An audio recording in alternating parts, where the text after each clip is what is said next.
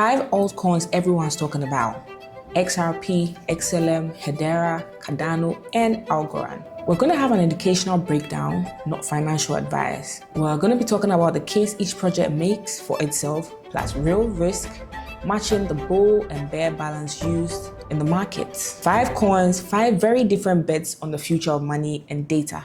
Today we are breaking down XRP, Stellar, Hedera, Cardano, and Algorand. What each one actually does, the case people make for holding them, and the real risks nobody puts in the highlights reel. Before we dive in, these 5 get grouped together a lot because they all chase a similar goal: fast, cheap, real-world blockchain use, especially around payments and enterprise data. But similar goal doesn't mean same bet. Each one takes a different technical and business approach, and that's exactly what we are unpacking today. I'm going to walk through each project the same way: what it does, the case for it, and the risk that comes with it. There's going to be no hype here and no hate, even though I'm an XRP Maxis. Just the facts so you can form your own view. XRP is a native token of the XRP ledger, a blockchain built specifically for fast, low-cost payments, and is closely associated with the company Ripple, which uses XRP in its cross-border payments products aimed at banks and payment providers. Now let's look at the case for it. XRP transactions settle in a few seconds for a fraction of a cent, which is a real edge over traditional international wire transfers when it comes to Swift payments. That can take days. Ripple has spent years building relationships with financial institutions and supporters to the point that enterprise relationship building as a long-term adoption driver. Let's look at the risk. XRP spent years in a high-profile legal battle with the US SEC over whether it should be classified as a security.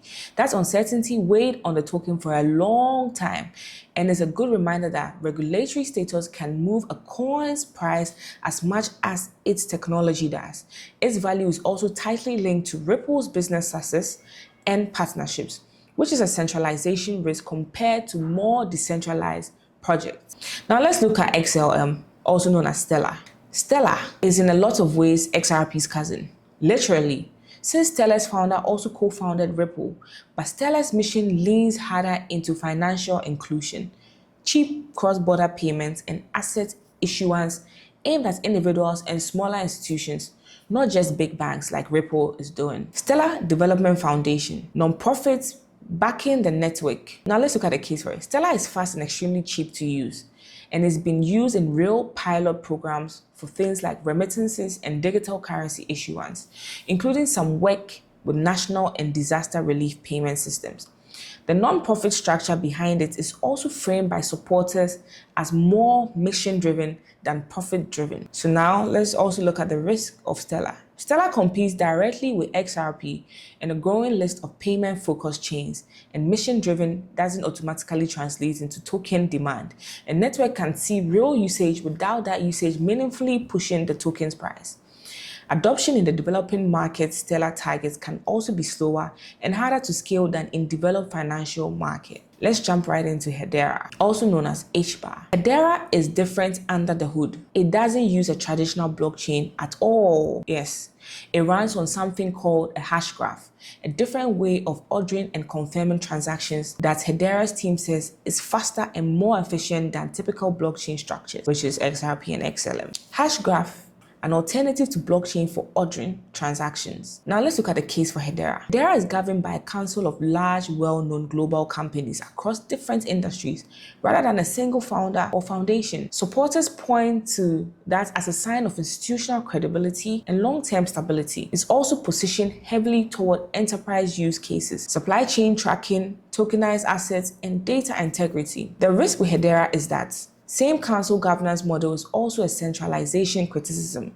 A small group of corporations having outsized influence runs against the decentralization ideal that drew a lot of people to crypto in the first place. Hedera's technology is also less battle-tested at scale than Bitcoin or Ethereum, and enterprise partnerships announced publicly don't always translate into meaningful on-chain activity or token demand. Let's take a look at Cardano. ADA. Cardano was built with an unusually academic approach. Its development is guided by peer-reviewed research, and it was co-founded by Charles Hoskinson, one of Ethereum's original co-founders, who left to build Cardano with a more methodological research-first philosophy. Development approach, peer-reviewed research before implementation. Now let's look at the case for it. Supporters to that rigorous, slower-moving development process as a strength. Fewer rushed updates, more formal verification of code before it ships.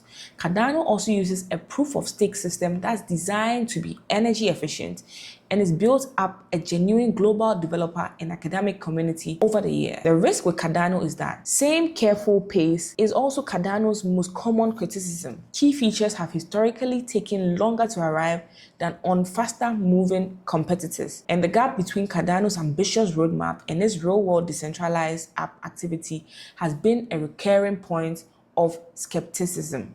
Academic rigor doesn't guarantee market adoption. Common critique: development, speed versus competitor ecosystems. Now to the last one, Algorand. Let's look at what Algorand does. Algorand was founded by Silvio Micali, an MIT professor and Turing Award-winning cryptographer, and it's built around what the project calls pure proof of stake, a design aimed at combining speed, security, and decentralization without the trade-offs that earlier blockchains had to make between those three. The blockchain trilemma: speed, security, decentralization. Hard to maximize all three at once. Now let's look at the case for it. Algorand transactions are fast and cheap. The network has never had a chain split or fork due to a disagreement, which supporters cite as a sign of technical stability, and is being used for things like national digital currency pilots and carbon offset tracking projects. The risk with Algorand is that ecosystems of apps and developer activity has historically been smaller than more established smart contract platforms, and strong academic and technical credentials don't automatically